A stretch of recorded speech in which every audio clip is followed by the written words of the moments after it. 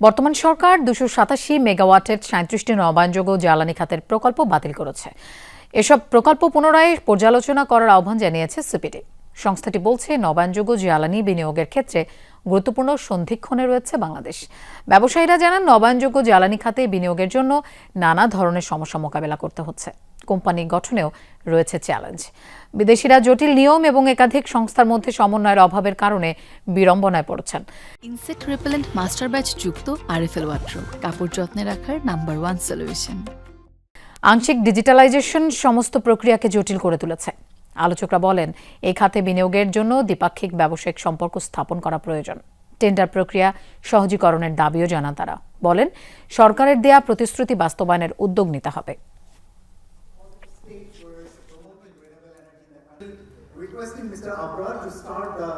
বিনিয়োগকারীরা, আমরা যখন কথা বলেছি, তারা যেটা বোঝাতে চেয়েছেন, বাংলাদেশে যত ইনসেন্টিভ দেওয়া হচ্ছে তার থেকেও এই ইনসেন্টিভের চেয়েও গুরুত্বপূর্ণ হলো যে ধরনের অবস্ট্যাকলসগুলো হচ্ছে, সেই অবস্ট্যাকলসগুলো তাদেরকে ইনভেস্টমেন্টের পথে বেশি সমস্যা তৈরি করছে। সুতরাং অবস্ট্যাকলসগুলো বরঞ্চ দূর করা দরকার। এমনকি যদি ইনসেন্টিভ নাও থাকে, অবস্ট্যাকলসগুলো দূর করা দরকার। এটা তাদের দিক থেকে একটা বড় দাবি।